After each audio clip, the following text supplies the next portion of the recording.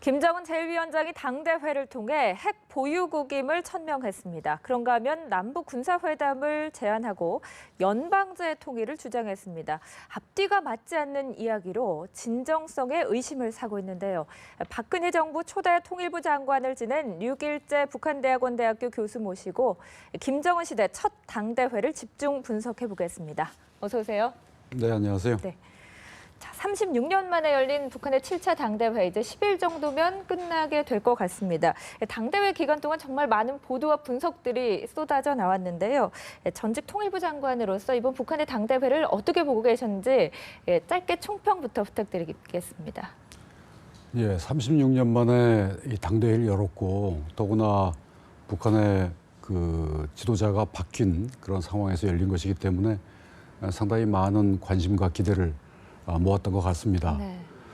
그런데 김정은의 그 총화라든가 뭐 개회사 이런 걸 등등을 봤을 때 새로운 내용이 없는 그런 대회였고 또 대회도 과거 6차 당대회와 비교해 보면 상당히 좀 초라한 그런 모습을 보였기 때문에 여러 가지 점에서 앞으로 김정은 시대가 개막이 될 텐데 이걸 기점으로 해서 여러 가지로 좀 뭐라 그럴까요? 앞으로 김정은의 북한과 어떻게 같이 협력을 하고 공존을 해야 될지 이런 것들이 좀 어렵지 않을까 하는 그런 느낌이 듭니다.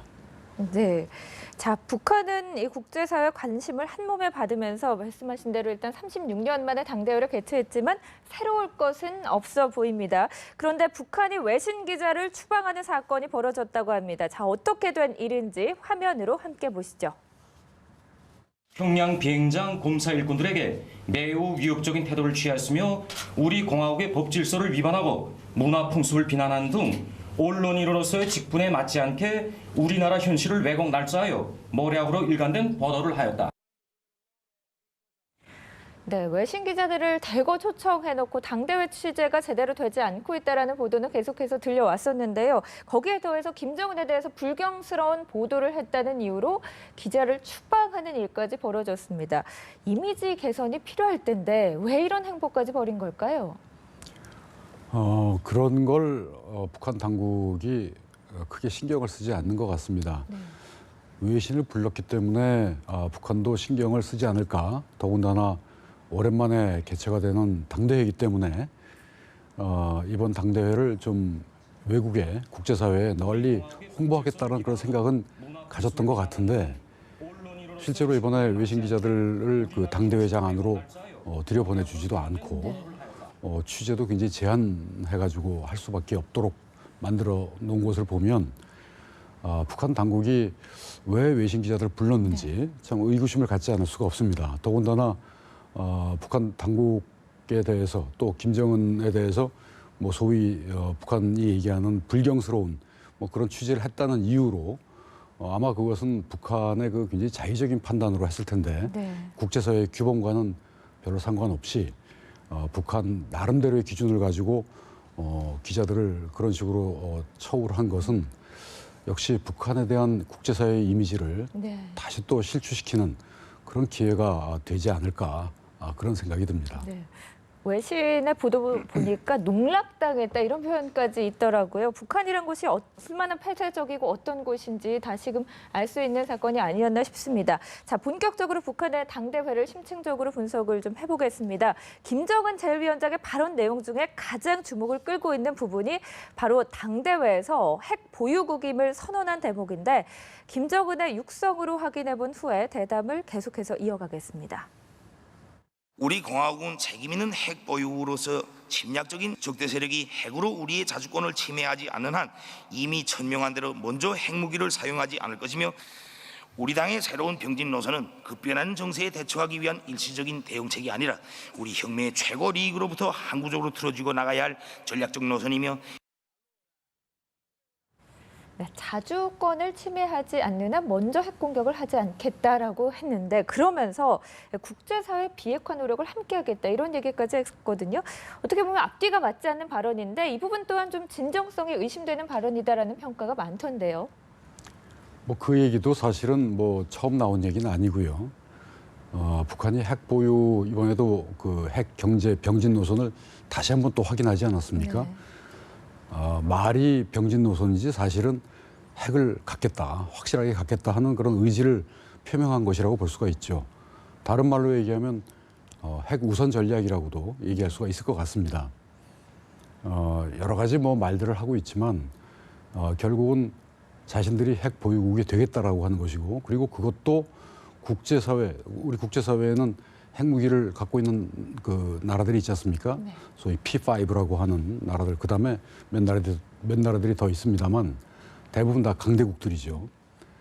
그 나라들과 북한의 위상이 같다라는 걸 얘기하는 거죠. 그러니까 북한이 앞으로 무슨 이 핵무기 뭐 이 확산되는 것을 자기들이 막는데도 네. 노력을 하겠다 뭐 이런 얘기도 이번에 했습니다만, 뭐 그런 말들이라는 것이 다 결국은 자기들이 핵 보유 국가가 되겠다. 지금 핵무기를 갖고 있는 나라들과 같이 어깨를 겨루고, 그리고 또 만약에 그 나라들이 전 세계의 비핵화를 한다 그러면 북한도 그런 나라들과 같은 입장에서, 대등한 입장에서 거기에 동참하겠다는 얘기입니다. 그러니까 네. 상당히 이것은 핵 보유국이라고 하는 사실을 자기들이 계속해서 기정사실화하겠다는 그런 것으로밖에 볼 수가 없습니다. 그건 뭐 앞뒤가 안 맞고 하는 문제를 떠나가지고 아주 북한의 그 언술들이 일관성을 갖고 지금 나가고 있다고 저는 생각이 됩니다. 네. 사실 이 비핵화라는 단어를 김정은이 꺼내면서 그 부분이 이슈가 됐었는데요. 전체적인 맥락에서 보면은 결국은 김정은이 자기네는 핵 보유국이다 이렇게 천명했다라고 평가할 수 있겠군요. 그렇습니다. 그러니까 이번에 특히 상당히 좀 전격적으로 4차 핵실험을 했고, 네. 또 수소탄이라고 자기들이 얘기를 하고 있으니까 핵무기의 소위 그 고도화로 4번에 걸친 그 핵실험을 통해서 네. 확실히 했다라고 이제 얘기를 했는데, 그리고 나서 금년에 이제 4차 당대회를 열어서 6차 당대회를 열어서 다시 한번 그것을 확인한 것이기 때문에 우려스러운 것은 김정은 정권이 출범을 하면서부터 네. 핵실험을 했고, 4차 핵실험을 했고, 3차 핵실험을 했고, 이번에 이제 4차 핵실험을 또 했는데, 네. 그리고 이제 또 당대회에서 이것까지 다시 한번 확인하는 것을 보면 핵 보유 의지를 확실하게 갖고 있지 않나 하는 그런 우려를 갖지 않을 수가 없습니다. 네. 북한이 2012년에 헌법에 핵 보유국임을 명시를 했습니다. 이번 당대회를 통해 당 규약에도 북한이 핵 보유국이다 이 부분을 명시할 것으로 보십니까? 글쎄요, 뭐 사실 뭐 당규약에다가 핵 보유국을 헌법에다 핵 보유국을 명시한 것도 사실 좀 상당히 그 의외의 일이지만, 네. 그렇기 때문에 당규약에 핵 보유국이라고 하는 것을 명시한다고 해서 전혀 하등에 이상할 것이 없는 그런 상황이라고 볼 수가 있습니다. 네. 어, 그런 규약을 당 규약에도 명시를 해 놓으면 이게 뭐가 달라지는 겁니까? 어떤 차이점이 있는 건가요? 달라지는 게 없죠. 뭐 물론 이제 그것은 북한이 대내적으로 네. 뭐 대외적으로도 마찬가지겠습니다만 선전을 하기 위한 그런 의도 외에는 효과를 거두기가 어려울 거라고 봅니다. 물론 국제사회가 미국을 비롯한 국제사회, 뭐 우리나라도 마찬가지입니다만 북한이 핵보유국이라고 하는 것을 인정하지도 않고 인정할 수도 없는 것이죠. 그렇기 때문에 뭐 북한이 뭐 헌법 아니라 어디다가 명기를 하더라도 뭐 북한 국제사회에서의 북한의 그 핵보유국이라고 하는 핵보유국이라고 하는 것을 인정받지 못한다라고 하는 사실에는 전혀 변화가 없습니다. 네. 방금 언급하신 대로 우리나라를 포함해서 국제사회는 북한이 핵 보유국이다라는 점을 절대 인정하지 않고 있는데, 북한은 이미 4차 핵실험을 했고 5차 핵실험 카드도 여전히 유효한 상황입니다. 그렇다면 김정은의 핵 폭주를 막을 수 있는 방법은 지금 하는 그 강력한 제재 외에는 없다고 보십니까? 글쎄, 이건 좀 복잡한 문제입니다. 사실 북한이 2006년도에 1차 핵실험을 했고, 뭐 또 장거리 로켓도 계속 발사를 네. 했고, 그러면서 유엔 안보리에서는 계속해서 제재가 있었죠. 그런 제재를 계속해서 가해 왔음에도 불구하고 계속해서 핵실험을 지금 하고 있었습니다. 장거리 로켓도 계속 쏘았고요. 제재만 가지고서 북한의 비핵화를 하기에는 어렵다는 그런 방증이라고 볼 수가 있습니다. 그렇다고 해서 제재라고 하는 것이 효과가 없느냐? 저는 그렇다고 보지는 않습니다. 네. 제재가 분명히 북한 당국에게 또 북한 사회에 상당히 많은 고통을 안겨줄 것입니다. 또 고통을 안겨줘 왔고요. 네. 다만 김정은 정권이 또 과거의 김정일 정권이 이 핵 보유를 하겠다라고 하는 그런 의지를 특히 이제 북한이라는 나라는 아시다시피 이 독재자들에 의해서 전행적으로 통치가 이루어지고 있는 나라이기 때문에 뭐 국민들이 인민들이 또는 북한의 다른 엘리트들이 그것을 지지하느냐 지지하지 않느냐라고 하는 것은 전혀 중요한 변수가 안 되기 때문에 계속해서 핵 보유를 하겠다라고 하는 그런 정책을 끌고 가는 것이지요. 뭐 지지와 상관없이 굉장히 아마 많은 고통이 있음에도 불구하고 그러나 어쨌든 간에 그런 성격, 북한 정권이 그런 성격을 갖고 있기 때문에 앞으로 지금은 4차 핵실험을 하고 또 장거리 로켓을 쏜 직후기 때문에 강력한 제재, 2270호를 발동을 해서 강력한 제재를 지금 가하고 있습니다. 국제사회가. 그러나 이 국면이 계속해서 갈 수는 아마 없을 겁니다. 제재라고 하는 것이 이게 제재가 일상화가 되게 되면 이 국제사회가 다 같이 일치단결해서 하기가 어렵고 또 특히 이제 뭐 북한과 중국의 그 접경 지역이 상당히 길지 않습니까? 한 1200km 가량 되는데 그래서 앞으로 북한을 설득하기 위해서는 제재와 또한 동시에 협상도 테이블에 올려져야 되지 않을까 하는 생각입니다. 그러나 지금은 제재 국면이기 때문에 제재를 강하게 해야만이 앞으로 혹시 장차 있게 될지도 모르는 그런 협상 국면이 조금 더 수월하지 않을까 하는 생각이 듭니다. 이번 당대회를 통해서 북한은 선군에서 선핵 정치로 돌아섰는데 정말로 어떻게 비핵화로 끌어낼 수 있을지 좀 많은 고민이 필요할 시점이 아닌가 싶습니다. 그 부분은 잠시 후에 좀 더 자세히 얘기 들어보고요. 김정은은 남측을 향해서 또 대화를 제안을 했습니다. 어떤 내용인지 계속해서 함께 들어보시죠. 북남 군사당국 사이의 회담이 열리면 군사분계선 일대에서의 중돌 위험을 제거하고 긴장 상태를 완화한 것을 비롯하여 심리전 방송들과 비라 살포를 비롯하여 상대방을 자극하고 비방 농상하는 일체 적대 행위들을 지체 없이 중지하여야 합니다. 김정은이 남북 군사회담을 그러니까 대화를 제안을 해놓고 심리전 방송과 대북전단 중단을 요구했습니다. 군사회담 제안의 진정성 역시 좀 의심이 된다고 봐야 될까요? 진정성을 찾기가 좀 어렵죠. 더군다나 뭐 언제 어디서 무력 충돌이 일어날지 모른다. 네. 또 그리고 다른 인물들에 의해서 또 뭐 대남 이런 군사적인 위협들도 나왔기 때문에 정말로 북한이 만약에 한반도의 현재 상황이 불안정하고 그래서 군사회담이 필요하다고 한다면 일단 그런 쓸데없는 조건을 붙이지 말아야죠. 대화라고 하는 것은 문제를 풀기 위해서 하는 것이지 상대방한테 이러이러한 것들이 갖춰지면은 대화한다라고 얘기를 하게 되면 대화가 일어나기가 참 힘들겠죠. 그리고 이런 식의 주장은 과거에도 계속 있었던 것이고 그래서 북한이 정말로 남북 간의 이 안보적인 긴장 상황을 덜려고 한다면 조건 없는 그런 대화를 하는 것이 저는 맞다고 생각을 합니다. 네. 이렇게 남측을 향해서는 군사회담을 제안했지만 미국을 향해서는 한반도 문제에 손을 떼라라고 비난을 하면서 주한미군 철수까지 운운했습니다. 우리 측을 향해서는 이렇게 대화 공세를 펼치고 미국을 향해서는 좀 비난을 퍼부었는데 어떤 의도라고 봐야 됩니까? 글쎄요, 뭐 여러 가지 의도를 갖고 발언을 한 것 같은데 그냥 얼핏 보면 그냥 외관상 보면 사실 주한미군 철수에 관한 얘기는 북한이 최근 년 동안에는 별로 얘기를 안 했었습니다. 근데 이번에 김정은의 그 육성을 통해서 이렇게 노골적으로 얘기를 한 것을 보면 어쩌면 한편에서는 자신들이 핵무기를 개발할 수밖에 없는 핵 보유를 할 수밖에 없다라고 하는 그 당위성을 미군의 존재, 또 미국의 뭐 북한이 늘 얘기하는 것이지만 미국의 대북 적대시 정책 이런 것들과 연관시키려고 하는 그런 의도가 보이기도 하고요. 뭐 이번에 지금 말씀하신 그런 부분들이 마치 한국에 대해서는 대화를 제의하고 미국은 강력하게 이렇게 배척하는 듯한 이런 모습으로 비칠 수 있을지 모르겠습니다만 저는 뭐 그렇게 해석하지는 않고요. 네.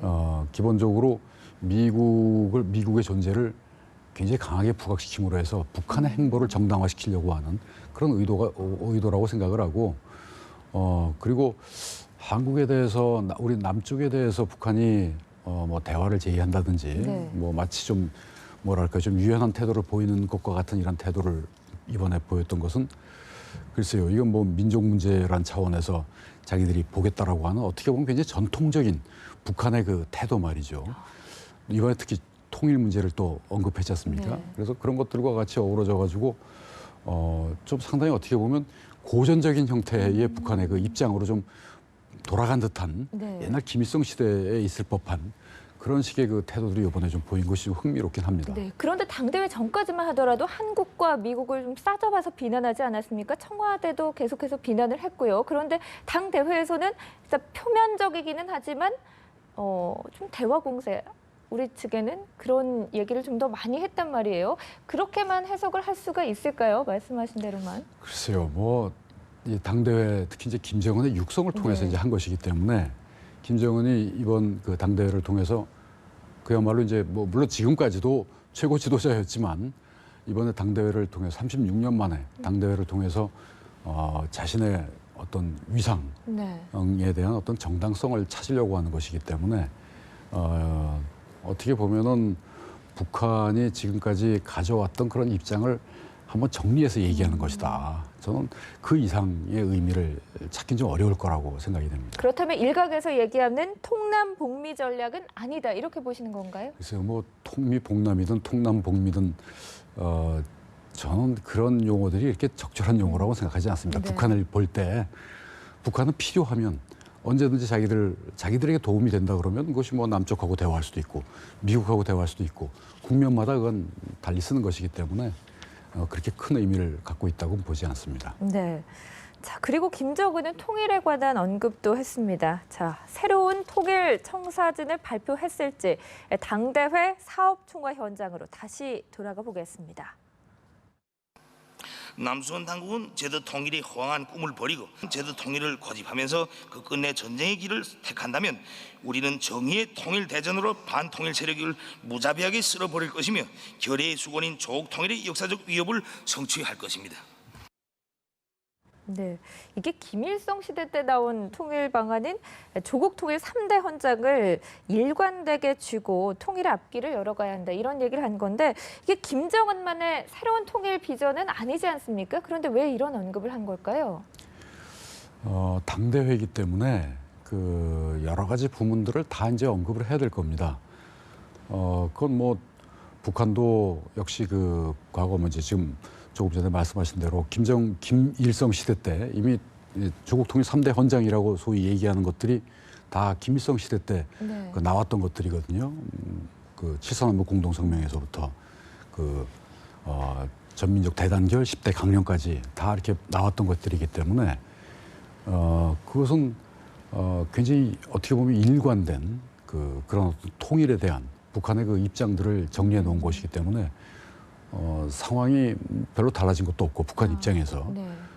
그런 것들을 계속해서 얘기하는 것이 새로운 지도자 김정은도 역시 과거에 그 김일성 때 만들어졌던 그런 통일 노선을 그대로 계승하고 있다라고 하는 어떻게 보면 하나의 그 정당성의 측면에서 언급했다고 볼 수가 있겠죠. 네. 새로운 방안이 나올 수도 없겠지만 설령 새로운 방안이 있다 하더라도 이 어린 김정은에게 있어서는 역시 그 할아버지 시대 때 그 굉장히 아주 자기들이 보기에는 세련되게 만들었던 그런 통일과 관련되는 언급들을 이어가는 것이 필요하다고 생각하지 않을까 생각이 됩니다. 네.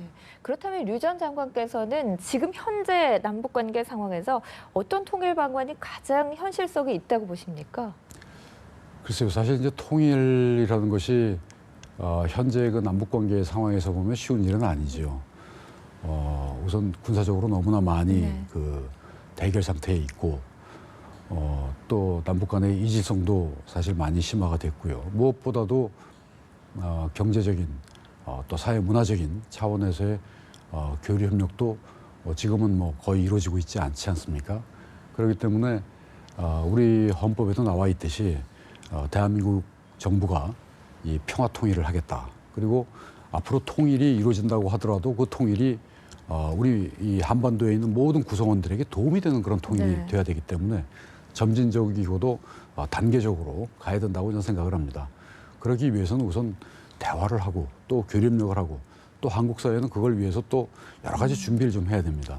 그래서 지금은 일단 안보적인 측면에서의 남북 간의 긴장을 완화시키는 것이 우선적으로 필요할 것이고 동질성을 회복해 나가는 그런 노력을 좀 기울여 나가야 되지 않을까 생각이 됩니다. 네. 자, 저희가 오늘 정말 많은 질문들을 준비했는데요. 시간 관계상 좀 마지막 질문을 드려야 될 것 같습니다. 앞서서 그 남북 관계에 있어서 지금 제재가 필요하지만 제재만 가지고는 비핵화하기가 어렵다. 협상도 좀 병행이 돼야 된다라고 하셨는데 그렇다면 어떤 식으로 남북 관계를 이끌어 나가야 될지 또 북한의 비핵화를 어떤 식으로 끌어내야 될지 말씀해 주시고요. 그 통일부의 역할, 남북 관계에 있어서 좀 축소된 것 같다라는 평가들도 있었는데 남북 관계에 있어서 통일부가 또 어떤 역할을 해야 되는지 이 부분까지 정리를 좀 부탁드립니다. 우선 그 두 번째 문제부터 간단하게 말씀을 드리면 통일부는 이제 통일을 하기 위한 부처죠. 통일이라고 하는 것은 물론 남북 관계가 잘 되는 것이 필요하다고 저는 생각을 합니다. 뭐 그걸 부인할 수 있는 사람은 아무도 없죠. 그러나 남북 관계만 잘 된다고 해서 좋은 통일이 전 이루어진다고 볼 수는 없다고 봅니다. 우리 사회가 통일을 잘 할 수 있는, 제대로 할 수 있는, 부작용을 좀 덜 수 있는 그런 통일을 가기 위해서는 통일을 하기 위한 준비를 해야 됩니다. 네. 그 준비를 끌어내고 우리 국민들의 그 의지를 결집시키고 역량을 결집시키는, 신장시키는 그런 역할을 하는 것이 통일부의 역할입니다. 그렇기 때문에 남북 관계가 좋지 않다고 해서 통일부가 일을 안 하는 것이 아니고 더 많은 일을 저는 해야 된다고 생각을 합니다. 북한의 핵 문제는 참 이게 고질적인 문제가 됐습니다. 더군다나 이번에 이 당대회 7차 당대회를 통해서 북한이 이제는 정말로 이 계속해서 핵 보유국으로 가겠다라고 하는 의지를 보였기 때문에 정말로 비상한 그 의지를 우리가 가져야 된다고 봅니다. 그리고 이 문제의 1차적인 당사자는 우리 대한민국입니다. 그러나 북한은 늘 미국과의 그 협상을 원하고 있죠. 그렇기 때문에 우리가 미국과 함께 여러 가지 방안들을 좀 논의를 해서 북한을 그러니까 제재를 우리 국제사회와 함께 제재를 강력하게 해나가는 것과 함께 북한으로 하여금 대화의 테이블로 나올 수 있도록 미국과 또 중국과 같이 노력을 좀 기울일 필요가 있다고 봅니다. 이 두 가지의 출액이 같이 가야만이 북한을 설득해낼 수 있는 공간이 열리지 않을까 생각을 합니다. 네. 자, 저희가 김정은의 새 직책에 대해서도 관심이 쏠리고 있는데요. 소식이 들어온 거라서 여쭙고 가야 될 것 같습니다. 그 노동당 위원장으로 취임이 됐다라는 소식이 들려오고 있는데 이게 뭐 일각에서는 김정은이 공화국 영웅 칭호를 받지 않을까라는 관측도 있었는데요. 이 부분에 대해서 어떻게 평가를 할 수 있겠습니까? 글쎄요, 명칭은 뭐 그렇게 좀 중요한 의미를 갖고 있다고 보지 그런가요? 않습니다. 네. 뭐 노동당 위원장이 된다고 해서 김정은이 뭐 북한의 최고 지도자인데 더 최고 지도자가 되는 건 아니지 않습니까? 김정일도 역시 아버지가 갖고 있어 김일성이 갖고 있었던 주석직을 이제 그건 영원한 주석은 김일성에게 주고 자기 국방위원장으로 하지 않았습니까? 또 총비서로서 당의 총비서가 됐고요. 김정은은 자기는 제1비서가 됐고, 근데 이제 이번에 아마 제1비서로서 그냥 있기에는 좀 아마 어색할 겁니다. 왜냐하면 제1비서라는 그 명칭 자체가 최고 지도자라고 보긴 좀 어려운 측면이 있기 때문에 그래서 예전에 김일성이 썼던 그 당 위원장의 직함으로 다시 돌아간 것이 아닌가 생각이 됩니다. 네. 자, 이 부분까지 정리해봤습니다. 류길재 전 통일부 장관과 얘기 나눠봤습니다. 오늘 고맙습니다. 네, 감사합니다.